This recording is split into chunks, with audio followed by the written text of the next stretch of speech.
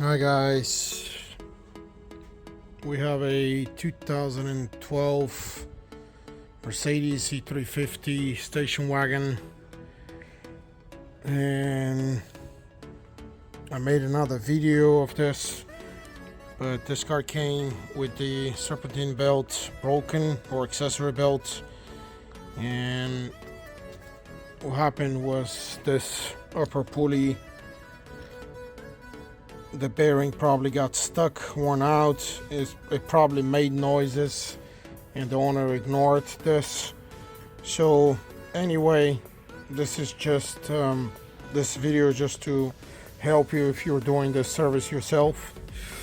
And basically, if you're changing the belt, make sure most of the time you're gonna end up, or you're gonna need to replace the two pulleys. There's a bigger one, that's the bottom one, like in the middle of the engine, and then you have the small one, and the way they fit is you have the big one here and the small one here, and then the belt tensioner sits in these two places. There's a bolt here, right here, and then there's one there. When you pull the old tensioner, this pulley is going to be on your way of the bottom bolt, so you're going to have to use a 70mm on a wrench like this to actually counterclockwise move this pulley. That's one way. Or another way is just like the new one comes locked, it's pre-tensioned or preset, so you have the space to change the two bolts. So what you can do is, in this old one, you can move this to counterclockwise to the left all the way up here, and when this tooth is gonna be next to this hole, and you can put like a screwdriver, a small screwdriver, just something like this pin that'll hold this and lock it, and then you can have space to open the second one. That's the only trick about it. The way I did it, I didn't want to mess with this because I couldn't. It was faster for me because I've done it many times before. I just pushed it with the wrench, and then I just used my electrical ratchets to open the other bolts. These two bolts are, what are they? This is a Torx. It's a Torx 12 E12. Let me see again. Yeah, it's a Torx E12. So yep, those are the two bolts for the tensioner pulley, and then you have this bolt for the big pulley. It's actually a different size. It's a size 14 Torx. Well, actually these have a different name.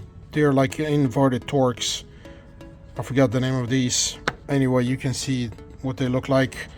And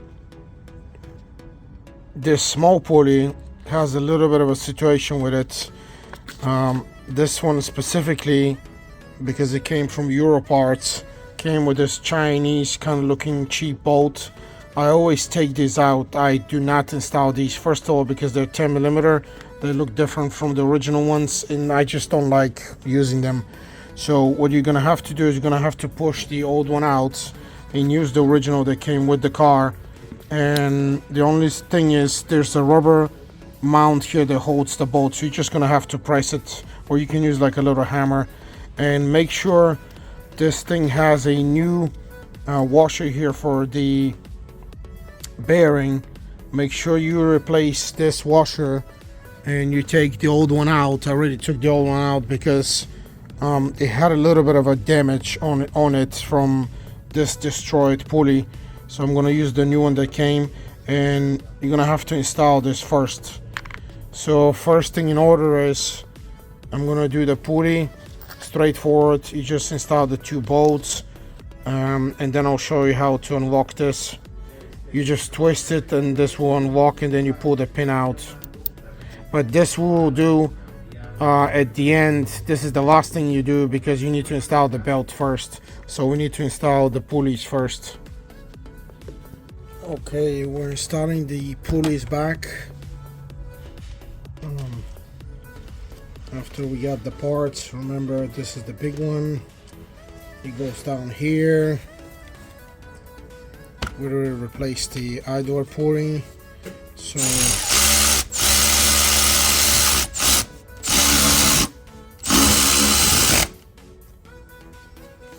and make sure it's tight.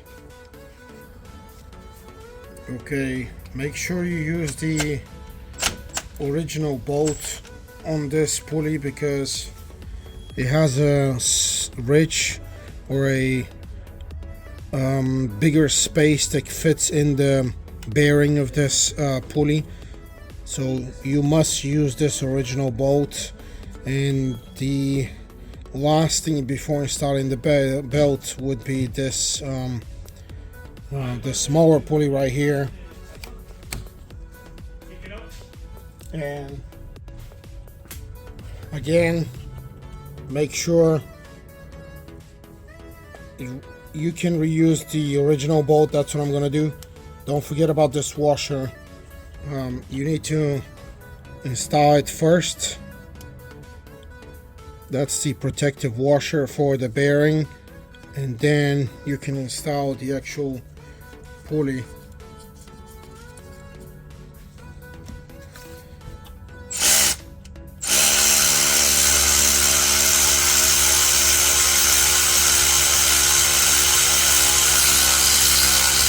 So make sure after you install these that they actually spin and everything is fine.